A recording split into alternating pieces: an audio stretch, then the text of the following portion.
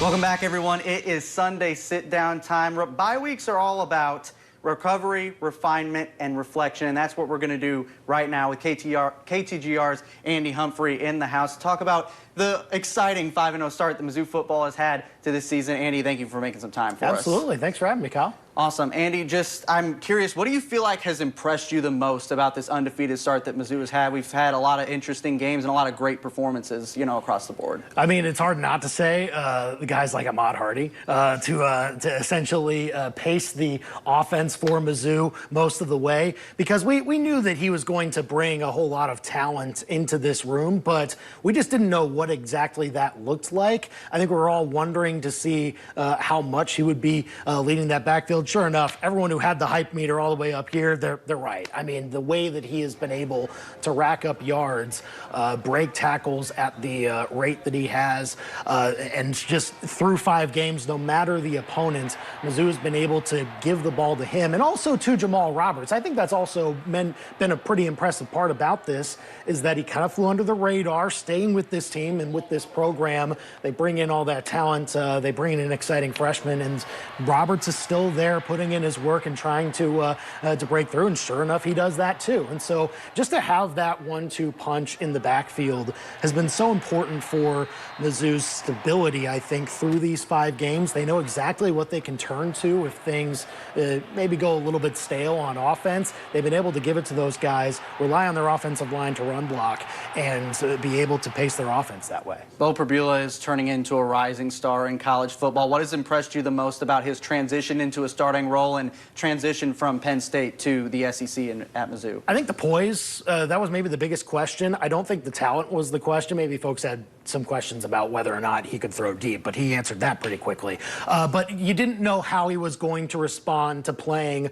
a full game against, some of these opponents that we've seen Mizzou face to this point, how he would be able to manage himself in those spots. And I think he's done very well. There have been a few times here and there where he has put the ball in jeopardy, and maybe that needs to get a little more cleaned up. But I think all in all, you've got to be satisfied if you're a Mizzou fan with what Bo Prabula has brought to the table, and especially in these games that you'll have coming up, if he can, continue to make plays with his legs when he needs to, but ultimately be the best decision maker he can be when distributing the football to some of the guys that he has at his disposal.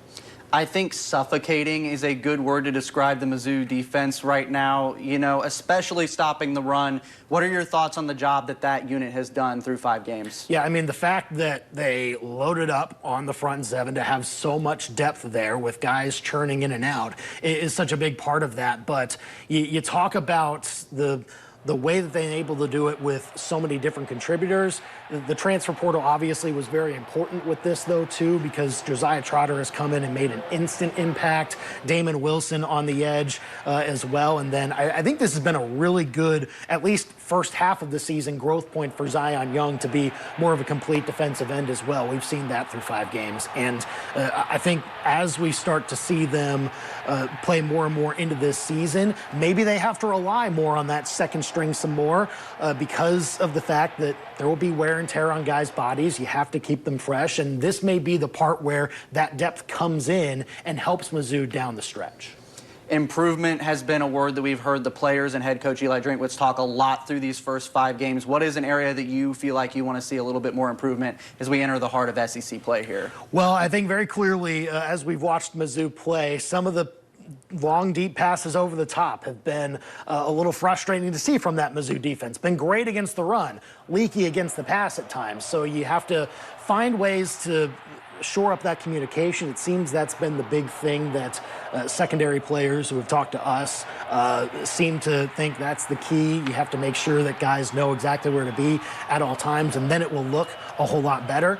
But I think for the most part, it's making sure that you at least don't let up several big plays a game. Maybe you have 1 or 2. You're going to have some tough offenses here very soon that have the ability to do that. But just being able to limit it to a responsible number, if you will, down the road will be very key for this team. Top 15 showdown on deck. Number 8 Alabama, number 14 Mizzou. It's going to be a really fun one. Who or what are you going to be watching when the Tide comes to town?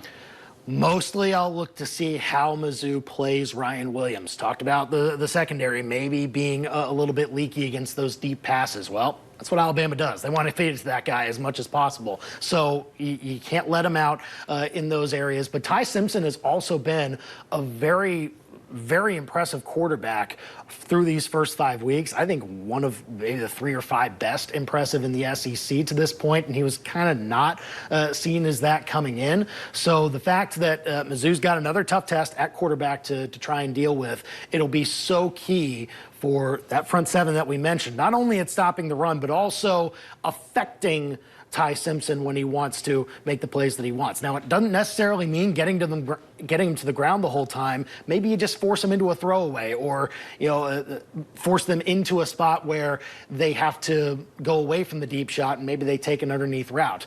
Essentially, you have to keep him in positions where he feels uncomfortable. And if they do that, then I feel like Mizzou's ability to run the football and limit possessions on the other side will play a key part in their favor later on into the second half of the game.